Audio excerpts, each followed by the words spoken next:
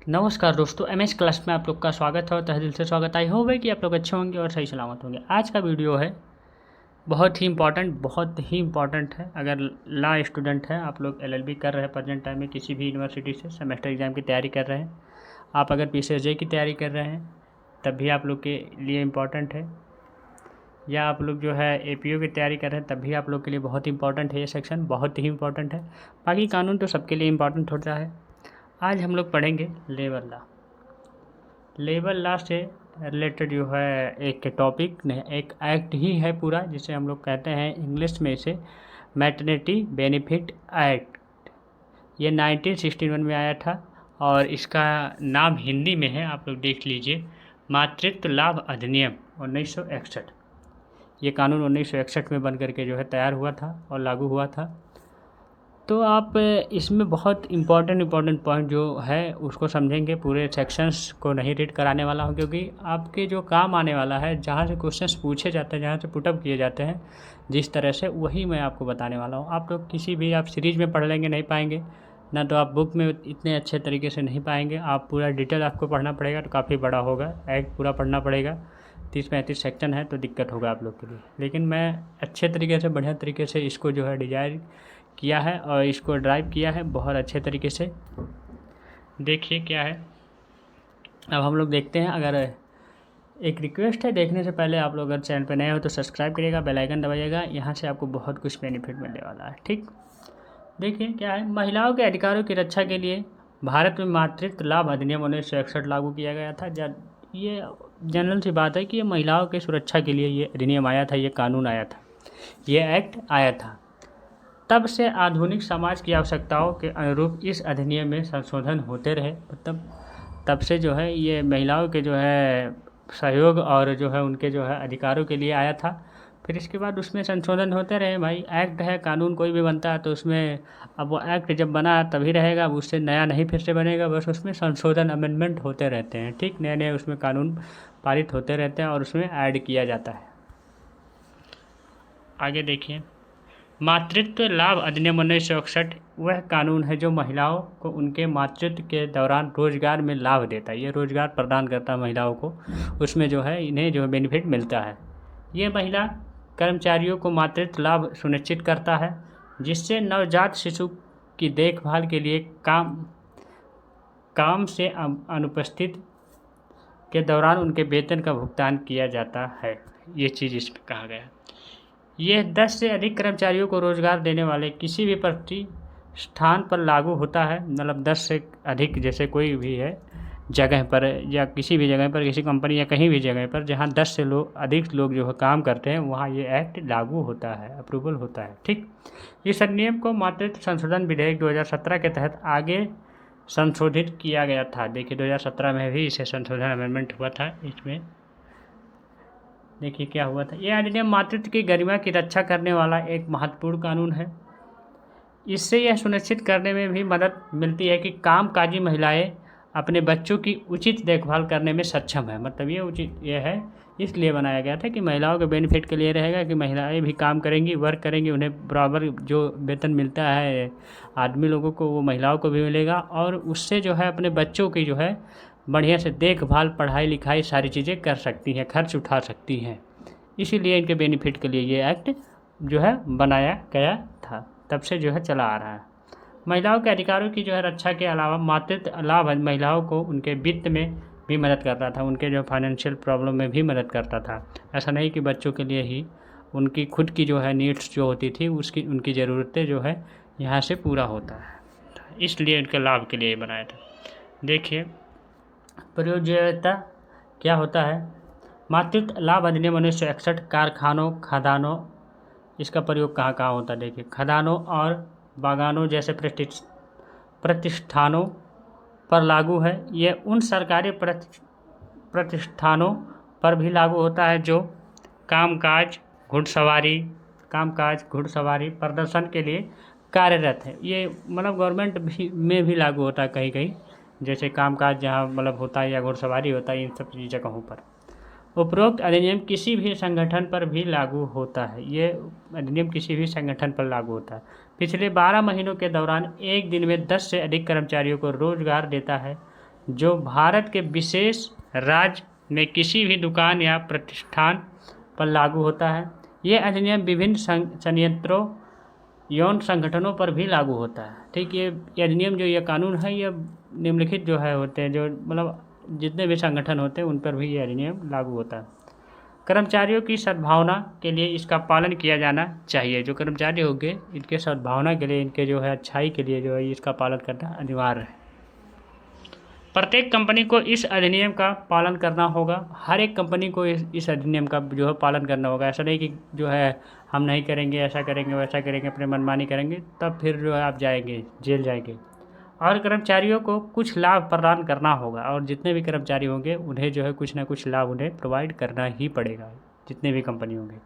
इससे यह सुनिश्चित होता है कि कर्मचारियों का उचित स्वास्थ्य बना रहे और बदले में उन्हें सर्वोत्तम संभव सेवा मिले।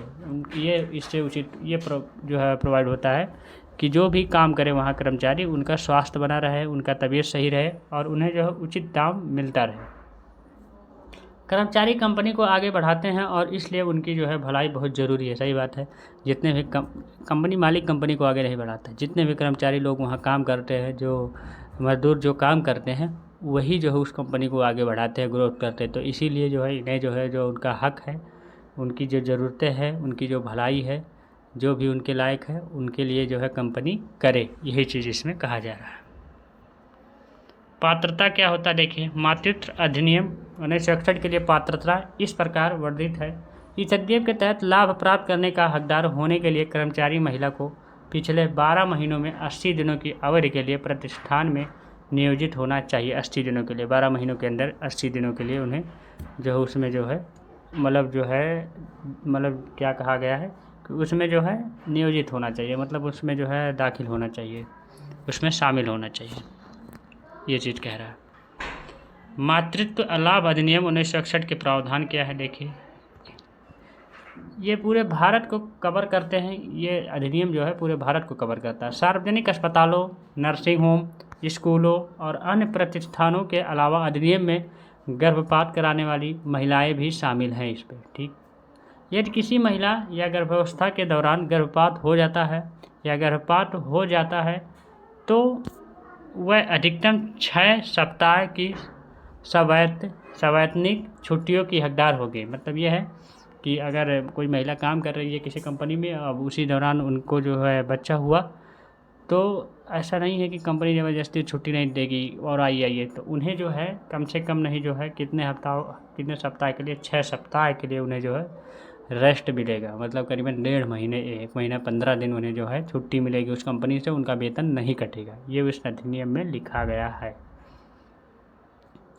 देखिए, बच्चे को जन्म देती हैं तो जन्म प्रमाण पत्र प्रस्तुत करने के लिए 48 घंटे के भीतर मजदूरी का भुगतान किया जाएगा। मतलब जितना भी मजदूरी होगा, जितना भी होगा, तो 48 घंटे के लिए वो जन्म प्रमाण पत्र आएगा कंपनी में। इसके बाद उन्हें जो है भुगतान करना होगा जितना भी उनका बाकी रहेगा। उन्हें नौकरी से निकाल भी नहीं सकते, ये भी जान लीजिए। मातृत्व लाभ अधिनियम 1961 के अनुसार महिलाएं 12 सप्ताह के मातृत्व अवकाश की हकदार थी। हालांकि मातृत्व लाभ संशोधन अधिनियम 2017 के तहत छुट्टी की अवधि 12 से बढ़ा करके जो है 26 सप्ताह कर दी गई है। 26 सप्ताह के मातृत्व लाभ के समय को प्रसव की नियत तारीख से पहले 8 सप्ताह तक की छुट्टियां और बच्चों या बच्चे के जन्म के बाद शेष छुट्टियों का लाभ उठाने के लिए विभाजित किया जा सकता है। ये सब सारी चीज़ें कहा गया इसमें। 2 बच्चों तक अधिकतम 26 सप्ताह के मातृत्व अवकाश का लाभ उठाया जा सकता है।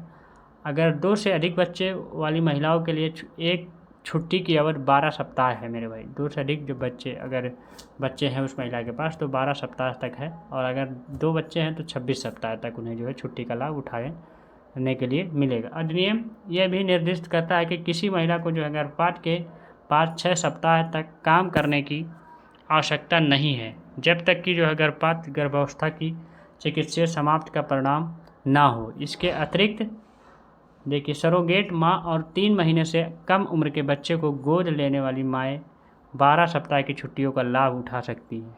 ये भी कहा गया इसमें। घर से काम करने के फ़ायदे के जान लीजिए। इस अधिनियम में क्या कहा गया है कि आप घर पर रह करके जब काम करते हैं तब क्या फ़ायदा।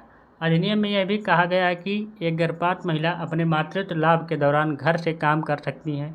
हालांकि काम करने की शर्तों पर नियोक्ता और कर्मचारी के बीच परस्पर सहमत होनी चाहिए। अगर दोनों लोगों के बीच में जो है सहमत है बढ़िया से, कंपनी मालिक और जो है उस महिला के बीच में, तब जो है एक गर्भपात महिला जो है वो अपने घर से ही जो है अपने बेनिफिट के लिए काम कर सकती है, ये कहा गया इसमें। लेकिन दोनों लोगों में आपसे सहमत होना चाहिए। हालांकि काम करने की शर्तों पर नियोक्ता और कर्मचारी के बीच जो है परस्पर सहमत होनी चाहिए।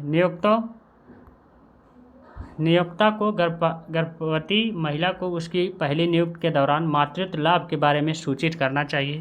पहले मातृत्व अवधि के दौरान भुगतान किए जाने वाले लाभ के लिए कर्मचारी को नियोक्ता को आवश्यक दस्तावेज उपलब्ध कराने होंगे। जो होगा कर्मचारी वो आवश्यक दस्तावेज जो है कंपनी को देगा। श्रम मंत्रालय ने राज्यों को गर्भपात या गर्भवती महिलाओं को स्पष्टीकरण प्रसारित करने का निर्देश दिया है। महिलाओं के लिए घर से काम करने का लाभ बहुत ज़रूरी है, क्योंकि इससे उन्हें नवजात शिशु के साथ समय बिताने और उनकी आवश्यकता देखभाल करने की विशेष अधिकार मिलता है। ठीक, ये चीज़ इसमें कहा गया। पूर्व सूचना जानिए। अधिनियम में प्रावधान है कि एक नियोक्ता को गर्भवती महिलाओं को उनके बच्चे के जन्म से पहले आवश्यक सूचना देनी होगी। मतलब जन्म से पहले जो है वहाँ पर जो है सूचना देना पड़ेगा कि इतने दिन है और दिक्कत है, प्रॉब्लम है भाई, कुछ लिख करके देना पड़ेगा कंपनी वाले को, तभी कंपनी मांगेगा। नियोक्ता उसे 48 घंटे के भीतर यह नोटिस उपलब्ध कराने के लिए बाध्य है। इस तरह कर्मचारी को नीति के बारे में पता चल जाएगा। यदि महिला घर से काम करने की इच्छुक है तो वह मातृत्व लाभ का अनुरोध कर सकती है। प्रारंभिक नियुक्ति के दौरान कर्मचारी को मातृत्व लाभ के बारे में सूचित किया जाना चाहिए। जब भी लाभ होगा, जब भी चीज़ें होगी, तो इस एक्ट के बारे में उस कर्मचारी को बताना चाहिए। यदि कर्मचारी इनकार करता है तो नियोक्ता लाभ का भुगतान करने के लिए कानूनी रूप से बाध्य है। कोई भी संगठन बिना किसी नोटिस अवधि के इस्तीफा या छुट्टी स्वीकार नहीं करेगा, ये भी जान लीजिए।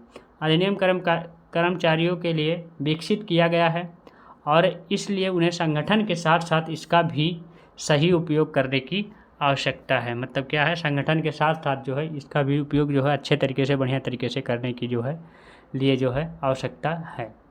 ये चीज़ इस पर कहा गया। निष्कर्ष निकल के क्या आ रहा जानिए। मातृत्व लाभ अधिनियम 1961 ने महिलाओं के लिए जो है आत्मविश्वास और सुरक्षित महसूस करने की नींव तैयार की है।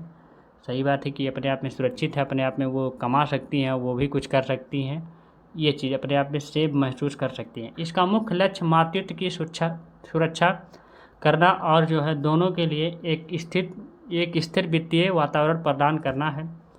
यह एक माँ और उसके बच्चे की गरिमा की रक्षा करता है और एक व्यक्ति को वित्तीय सहायता प्रदान करता है। मतलब यह है कि उसके माँ और उसके बच्चे की जो है गरिमा की जो होती है, जो उसकी ज़रूरतें होती है, उसकी रक्षा करता है ये अधिनियम। मातृत्व लाभ अधिनियम 1961 के तहत सफल कार्यान्वयन ने एक महिला के भविष्य को और अधिक सुरक्षित बना दिया है। ये अधिनियम कर्मचारियों को एक निश्चित लाभ देता है जो अत्यंतः उन्हें गर्भावस्था की अवधि सुचारू रखने में मदद करता है। ये चीज़ कह रहा है। ये अधिनियम जो है महिलाओं को बहुत ही सुरक्षा प्रदान करता है, बहुत ही बेनिफिट प्रदान करता है, इसीलिए इस अधिनियम को बनाया गया था। तो आज का वीडियो यहीं तक। आई होप है कि आप लोग अच्छे तरीके से, बढ़िया तरीके से समझे होंगे और मैं समझाने के उस काबिल था कि जो आपको समझाया। ठीक, बहुत मेहनत किया हूँ और आपको समझ में भी आया होगा। तो वीडियो अच्छा लगा होगा तो लाइक करिएगा, अधिक से अधिक लोगों के बीच में शेयर करिएगा और बेल आइकन दबाइएगा अगर नए होंगे चैनल पे तो सब्सक्राइब करके। थैंक यू, टाटा, take care, bye bye, best of luck. हम लोग मिलेंगे नेक्स्ट वीडियो में नेक्स्ट पार्ट के साथ। हमारे साथ जुड़े रहे। Thank you.